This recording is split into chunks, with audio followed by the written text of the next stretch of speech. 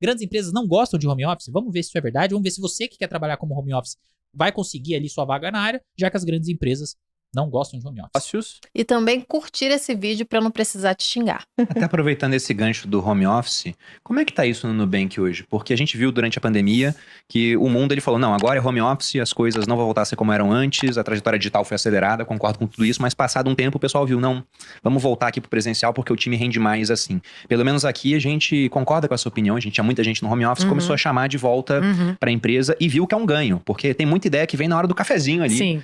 E no home office não tem esse cafezinho. O cara vai tomar café, vai entrar num call pra tomar café junto. Cara, é muito bom esse argumento do cafezinho, né? Eu tô tomando meu cafezinho aqui, estamos fazendo uma live, a gente tá aqui interagindo, então mande aí se você tiver alguma pergunta, alguma dúvida. A gente... Eu acho engraçado esse argumento do cafezinho, né? Como se alguma empresa, você vai lá tomar o cafezinho, todo mundo junto, e você tá indo lá tomar o cafezinho pra discutir ideias. Em que empresa é essa? Você vai tomar o cafezinho na tua empresa pra falar de futebol, pra fazer fofoca dos outros, pra falar mal do chefe. Que empresa é essa? E aí, me diz aí, se você conhece uma empresa que você vai pro cafezinho querendo falar sobre projetos. Então fala, nossa, eu tava ali fazendo meu trabalho, tava estressado, putz, deixa eu dar uma levantada, respirar um ar ali, tomar um café. Quem que vai nesse café pra falar de trabalho? Sabe? É um argumento muito batido já esse, né? De, pô, mas aí tem muitas ideias que saem na hora do cafezinho. Não tem.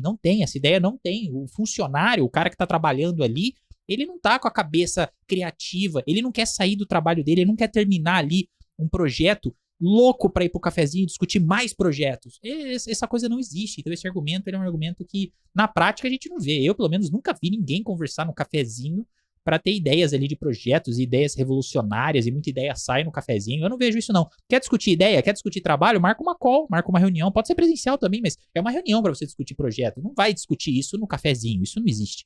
Com outros não vai acontecer. Sim. No Nubank, como é que tá? Olha, a gente teve fases, né? Acho que a gente deu muita sorte quando a Para quem não conhece, ela é a Cristina Junqueira, ela é a CEO do Nubank, tá? pandemia chegou, porque a gente conseguiu fazer essa virada pro home office muito rápido. O que acontece? Aqui em São Paulo, antes da pandemia chegar, a equipe estava crescendo muito rápido e tal, e a gente já estava quebrado com equipes em 8 lugares diferentes em São Paulo. Fora time no México, time na Colômbia, time na Argentina, time na Alemanha, time nos Estados Unidos, né? Porque a gente tem gente em vários lugares do mundo. Então, assim, Você está pensando já em expansão para outros países? Alemanha, Argentina? a Alemanha, a gente foi um escritório que a gente montou para um tipo específico de talento que a gente não encontrava no Brasil, né? Então, assim, quando você fala de realmente demandas muito técnicas, né? No nível de escala que a gente tem, às vezes, por exemplo, de processamento de dados, sabe? De arquitetura de dados, tem pouquíssimas pessoas no Brasil que têm esse tipo de experiência. Aí, ó, presta atenção. Pouquíssimas pessoas no Brasil que têm esse tipo de experiência. As pessoas no Brasil que têm essa experiência, eu garanto que elas conseguem negociar se elas vão trabalhar home office ou não e negociar salários melhores. Por quê? Porque tiveram que montar uma operação na Alemanha para pegar essas pessoas. Então, como é que eu entro na área de dados? Tá aí como você entra na área de dados. O que as empresas grandes e boas precisam? O que elas estão loucas atrás e não encontram? Tá aí a Cristina Junqueira, CEO do Nubank, acabando de falar isso. Montou uma operação na Alemanha. O alemão não vai aceitar ganhar 4, 5, 6, 10 mil reais por mês, vai ter que pagar em euro. O alemão gasta em euro. Pro alemão querer trabalhar pro Nubank, ele vai ter que ganhar em euro. Não vai ganhar pouco, por quê? Porque é uma operação grande. Então tá aí, ó. Por que tem um alemão hoje ganhando 10 mil euros por mês e você tá aí ganhando 5 mil reais por mês se tiver trabalhando na área ainda, hein? Se tiver trabalhando na área. Por que tem essa diferença? Por que não pode ser você ganhando 10 mil euros por mês? Ou seja, por que não é você ganhando 50 pau por mês, 20 pau por mês? Por quê? Justamente porque você não quer aprender as coisas que as empresas precisam. As empresas precisam de conhecimento técnico mais avançado, não de pessoas que fizeram o cursinho A, B ou C de Power BI. Essa é a grande questão. Então a gente acabou tendo que ir buscar isso em outros mercados, entendeu? Entendi. Além dos que a gente opera, né? Então a Alemanha nunca foi assim, nossa, a gente vai lançar o Nubank na Alemanha, mas a gente queria ter acesso a um talento que existia na Europa e aqui não, né?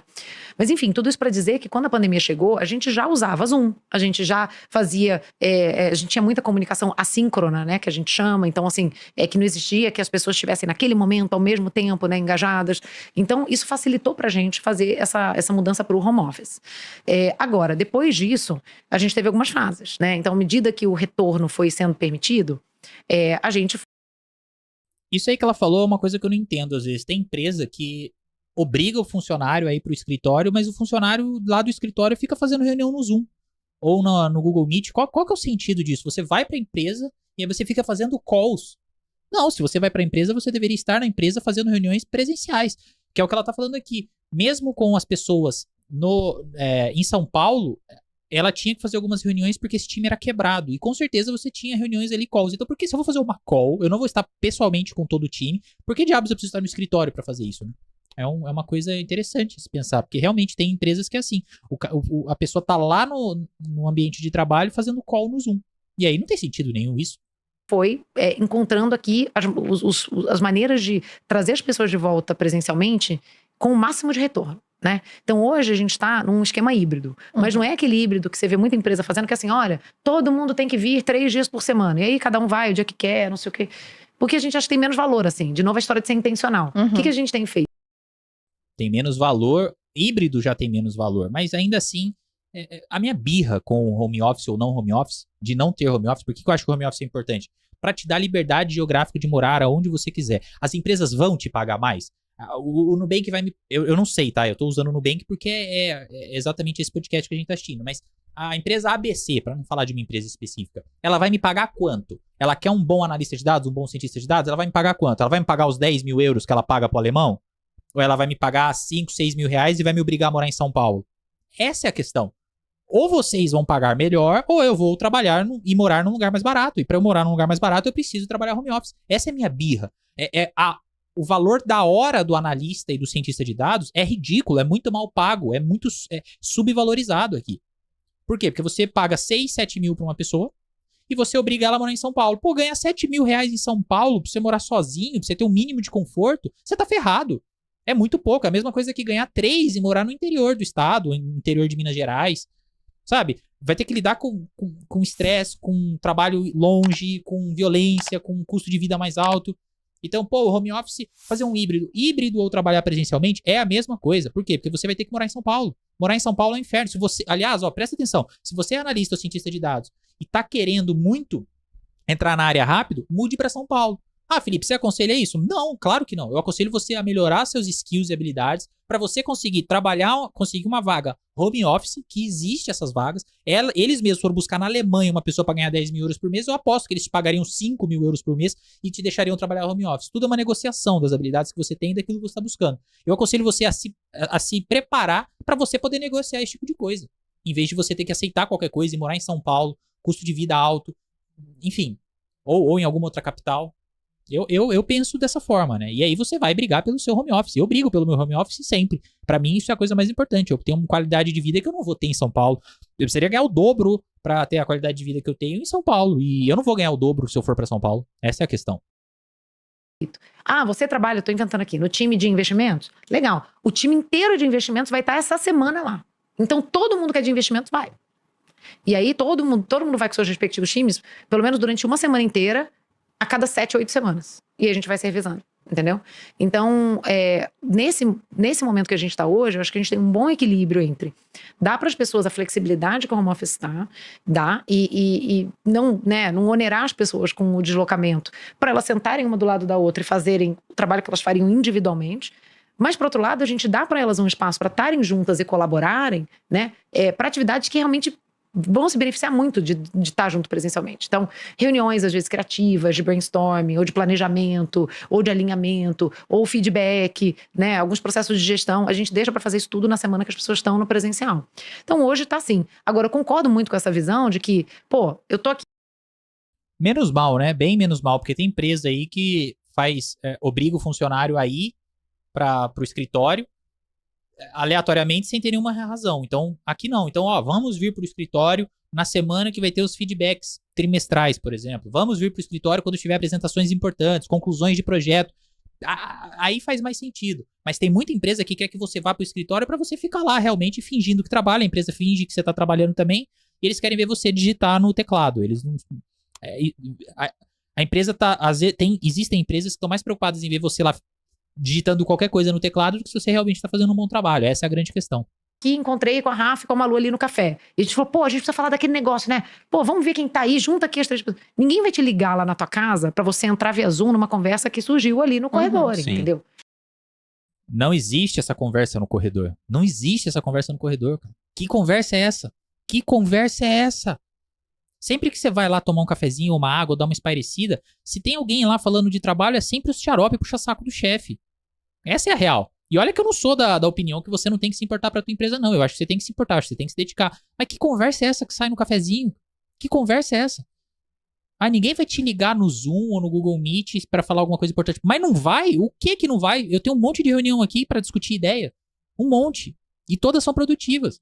Eu acho que isso é uma...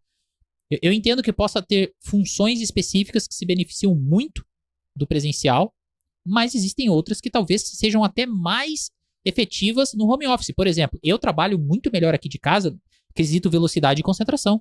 Eu me isolo aqui no meu mundo e acabou. E dane-se, eu tô aqui trabalhando. Nada me atrapalha, nada me interrompe. Agora, se eu tivesse numa empresa, e como eu já estive muito, é conversa aqui, conversa ali, um te chama, outro esbarra na tua cadeira, o outro te pede não sei o quê, o outro te pergunta. Então, existem trabalhos e trabalhos, né? Então, existem trabalhos, principalmente na área de tecnologia, que faz muito sentido o home office. Muito sentido. Desde que as demandas estejam sendo cumpridas. Se a demanda está sendo cumprida, qual diferença faz se eu tô na Tailândia ou se eu tô em São Paulo? Não deveria fazer diferença, certo? Se eu tenho um prazo e eu cumpro o prazo. E numa dessas, você já não tava. Você perdeu, né? Eu acho que tem esse aspecto, tem um outro aspecto também do talento que é mais jovem, né? Então, assim, o Malu comentou, falou, pô, a pessoa sai da faculdade, né? Sai da formação dela e não tem noção de como se organizar, de como gerir o tempo. Mas se ela tá num escritório rodeada de gente mais experiente, ela vê. Uhum. Ela vê. Ela vê como a pessoa... Que escritório é esse que tem pessoas que sabem gerenciar seu tempo? E que pessoa é essa que tá preocupada em ver isso e aprender a gerenciar seu próprio tempo hoje em dia? É complicado, né? Eu entendo que tem coisas que a pessoa pode aprender por estar ali imersa no ambiente, mas não sei até onde isso é realmente importante. Porque quando você tá no escritório, quando você tá num ambiente físico, na verdade o que você tá é aprendendo sobre aquele meio específico e não realmente sobre coisas que vão ser úteis fora dali, entendeu? Não sei. se comporta, ela vê como a pessoa gera o tempo dela, ela vê como a pessoa se planeja para uma reunião. Então ela absorve muito mais e aprende muito mais. Como a pessoa se planeja pra reunião, né? Dá 3:30 da tarde, puta merda, eu tenho uma reunião agora às 4. Nossa, esqueci totalmente. É assim, normalmente. A sensação que eu tenho é que pra quem é mais jovem, tem menos experiência, ficar de casa é mais oneroso, assim, a pessoa perde mais. Ela deixa de ter esse exemplo, como você disse. Aqui no grupo, uma Sim. coisa que atrai o pessoal por escritório é que nós somos uma empresa que, bom, ainda está no começo da trajetória de crescimento, a gente espera crescer muito mais do que a gente está. E quem se destaca vira sócio. A gente tem um programa de partnership aqui e hoje quase 20% da empresa é sócia do Grupo Primo. O Edu, por exemplo, virou sócio. Olha, esse é um papo que é complicado. Normalmente, não tô falando que é o caso dele, não tô falando que é o caso de qualquer outra empresa, tá? Só uma coisa que acontece aí no meio e é interessante de falar.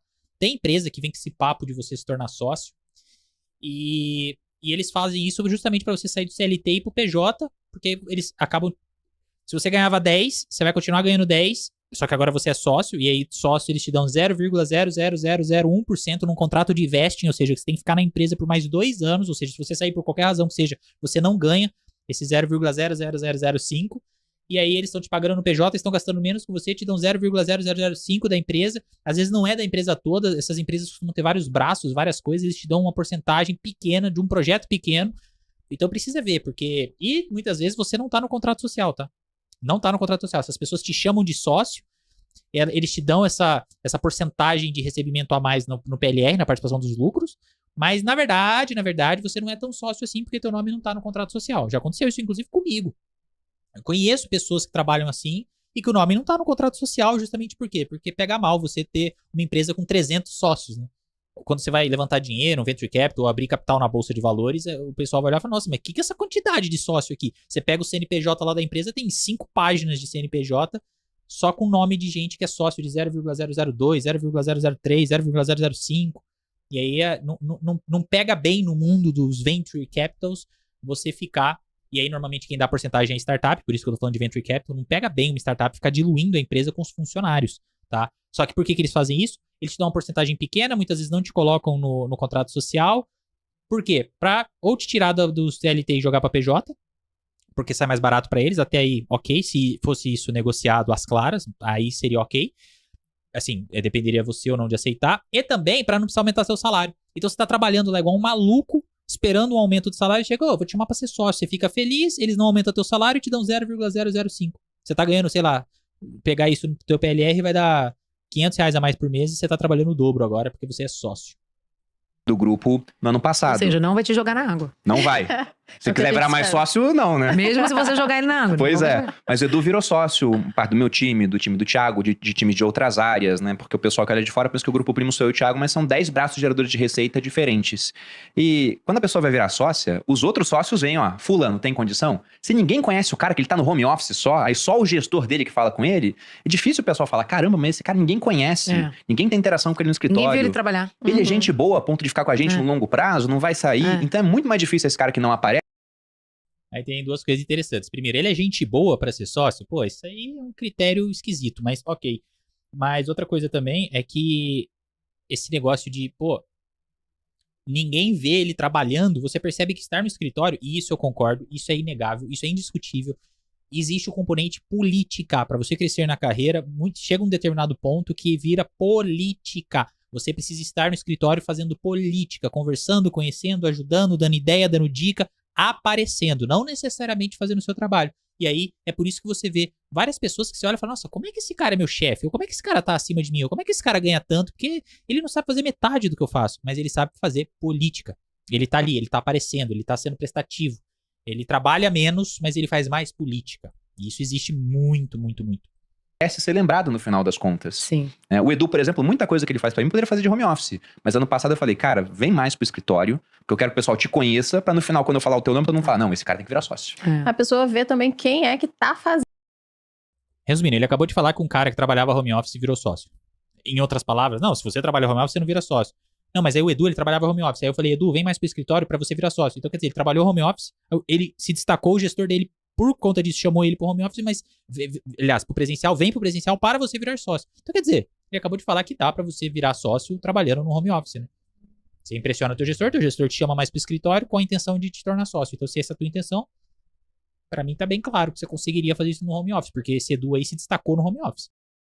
Fazendo um trabalho que às vezes você olha e fala, nossa, que legal. E aí você sabe em quem chegar, né, também. Você sabe como pedir. É muito diferente. Eu tenho essa dificuldade, né, porque eu tenho bastante gente em home office. Mas eu faço um esforço de ficar falando a mentalidade. Então eu tô isso. sempre ali explicando, falando a forma de fazer. Eu tenho muita gente jovem também no meu time. E aí eu fico lá, gente, é assim, eu faço isso porque eu pensei isso e aquilo. E fiz desse jeito, eu acordei, pensei isso. Nesse dia a gente vai fazer dessa forma. Esse é o esquema, porque aí é mais um esforço que eu faço, porque de fato eu não tenho as pessoas ao meu lado. É a história do intencional. Quem opta por ter, seja híbrido, seja remoto, você precisa criar os processos intencionais.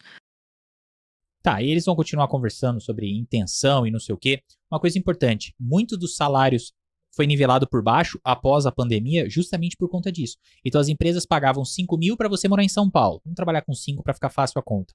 Aí, o que as empresas fizeram? Vamos contratar essas pessoas agora no home office. Por quê? Pandemia e tudo mais, tal.